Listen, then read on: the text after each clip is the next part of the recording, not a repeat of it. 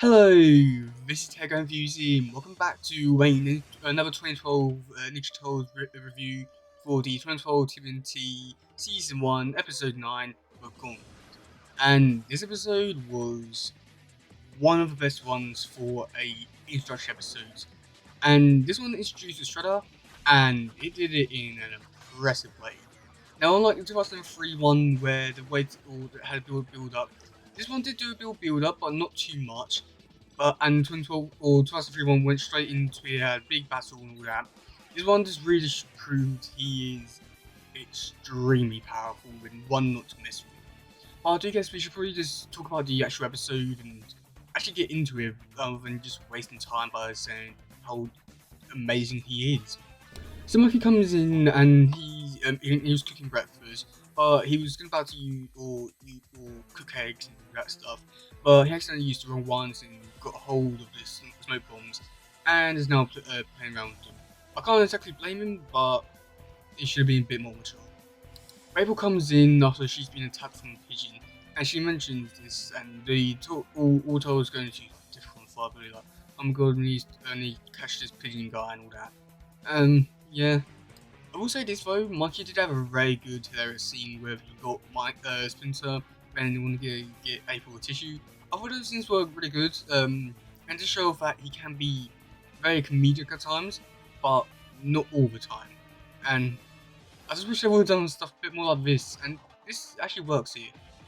So Toes go out with April, try to catch the pigeon, and find out that his name is Pigeon Pete. He's been sent by her father, and his message is basically to say, April, get out of the city, you're in danger. The Kranga blow everything up with a mutant bomb, and yeah. But Toes don't exactly listen to this, and they decide to go after Kirby to try to like get him out there. And while they're in there, they do some classic Toes stuff, beat some Krang up. They all go separate ways, two teams in different directions.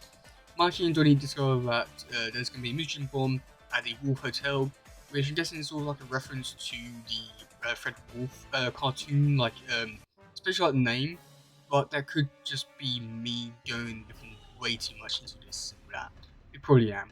They got Leo and Raph finding out where Kirby is. They do eventually get him out, but then the Krang all turn up and well they have to fight them off. And unfortunately, they lost the good one. They lost Kirby. I know it's sad here, but yeah. So Toes gets him out of this Toes retreat, but they have no option but to go to the Wolf Hotel just so that they can stop the bomb. Now this is a pretty cool scene with Toes all shooting arrows at the Krang, taking them out one by one.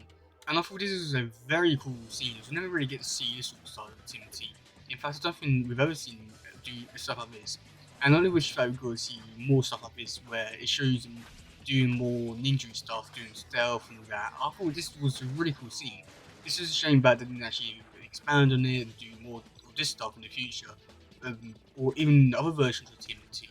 So I will say that's quite disappointing, but I'm great that I got this scene. So Toes go actually get to the bomb, and Donnie is one about figuring it all out, and he says, "Oh no, this bomb's like really more complicated than I thought. I can't be able to do it." But then things get only worse with Chris Bradford and what's his name, Xever. They come in, so Toes have to fight them off while Donnie's trying to disarm the bomb. The action scenes here were okay. I guess there's nothing too incredible about it. It's just they them and they're losing. That's really it. Mikey had another comedic scene here. He has some pretty good comedic stuff in like the early seasons, I would say, where he was sort of half and half was stupid, but also at the same time actually good character. And he was saying, "I was going for the green one, but he got punched." I don't know about stupid, but I actually quite enjoyed that scene. I always have for some reason. I don't know why, but for some reason I can't handle other stupid stuff like he does. But yeah, that's just me, I guess. So then he goes, "Oh, why the heck not? What the heck not?"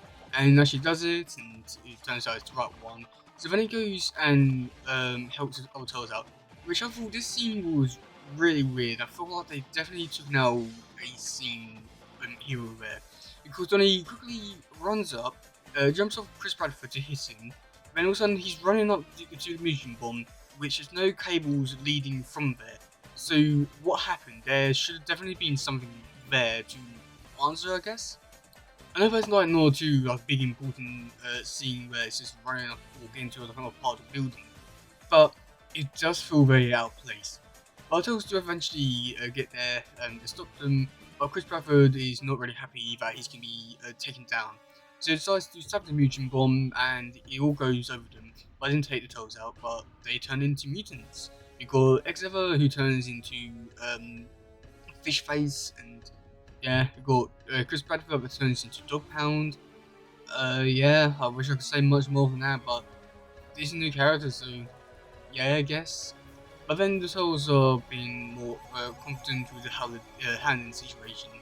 But that is when things go terribly wrong with the introduction of the Shredder.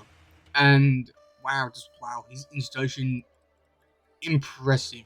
Just so confident and not revealing anything. I thought it's a very good introduction for like many other villains, Turtles or other franchises should probably take this more direct route where they know more about the heroes than the villain, or than the heroes know about the villain, and is very confident but also not giving too much away.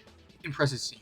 So they have a big fight, and the Turtles do lose, and there was some very. I thought there was a very good a few comic book references to like the issue one, with some of the images here. I know I think if I was to take a bit more time researching, I'll be able to pinpoint which ones which look so much like a comic, which ones don't. But yeah, this is very like looks so much comic book accurate, but I know that it's not, but it's still very impressive. Um, and yeah, the Zells do eventually escape the Shredder, and they're talking to my Splinter, and Splinter says, "Oh yeah, we're at war now." Yeah, I don't understand how they're at war really. But yeah, this is where the episode ends off. And I'm interested. I only problem is that I don't really go too much detail when it takes quite a while for Turtles to have the next big confrontation. And what happens in the next episode, it all really makes this episode be like, wow, oh my god, this episode is amazing. But when you get to the next one, it's like, eh. But this episode was pretty good. I like the all the villains and how they all like interconnect with each other. By purpose or by accident, they still worked really well. Maybe they could have took out Chris Bradford and Xever. I'd say it's probably the only villains that I don't feel like really needed to be there, but they were there and they made it better, I'd say. So yeah, overall, this episode has to be one of the best episodes from the season. And I'll probably have to say that it's the best episode that I've reviewed so far on this channel. I know that in the future I'll definitely have a different opinion, but so far this is an amazing episode. And definitely say that you should definitely rewatch it, even if you've watched it like 100 times. Just watch it again and see how good it is. Or if you have not seen this episode, I definitely recommend it and watch it, enjoy it, embrace the goodness of this one. But yeah, that's gonna be it for today, guys. If you do this one, please share, like, subscribe, and all stuff. Goodbye, yo. Bye.